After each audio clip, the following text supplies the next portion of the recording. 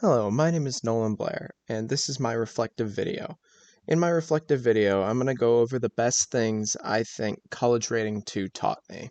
And these are skills or just everyday things that I feel I learned a lot more about and needed to do a lot more in this class. So, the first one that I thought was a very good thing to learn is paying close attention to the rubric.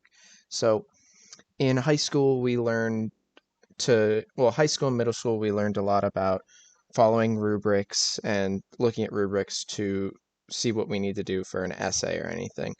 The same thing applies for college, except just way more because the college rubrics show exactly what you need.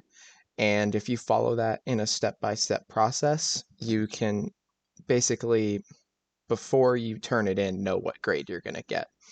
So, for instance, read over the rubric multiple times to get the gist of it. Just understanding, like when you're typing, okay, for paragraph 2, I have to have 2 quotes, stuff like that. And then also during the writing process, check back with the rubric to double check you're following it correctly. So, for instance, we're going to use Essay 3's rubric as an example. So, what I normally would do is just read it over, then go to work, start typing. And in my head, I'd go, all right, cover page, top left corner info, that means MLA. Make sure I do that. Boom, that's a point. Title with a controlling idea. Try to make a title that shows what I'm writing about. Give that another point. Formatting style includes sections, subsections, and header. Make sure that. And then introduction, hypothesis, historical overview, all of that.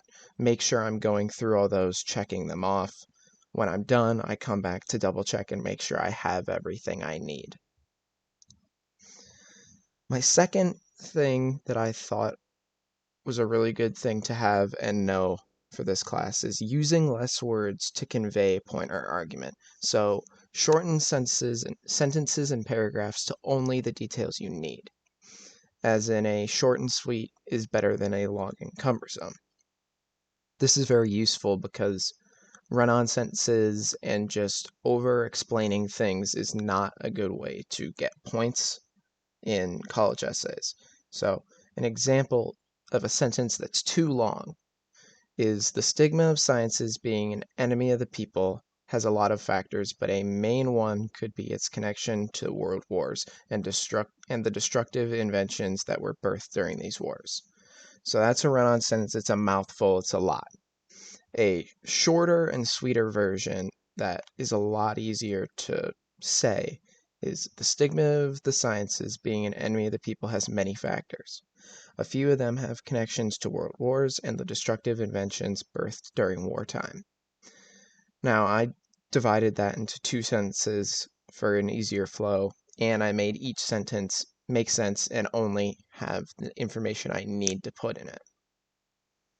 And for my third skill, I think overall, time management skills is by far one of the best, not only for this class, but as a college student. Because in high school, you start working on your time management skills, but college is where nobody is there to baby you along. Your in class teachers aren't going to every day tell you this is due this is due then, what you need to do.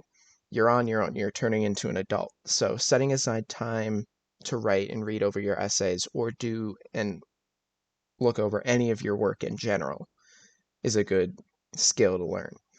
It is also less stress on you and there's more optimal time to write. So if you get it done earlier rather than later, there's less stress, less of a time crunch, as well as you mess something up, you can always go back and rewrite it.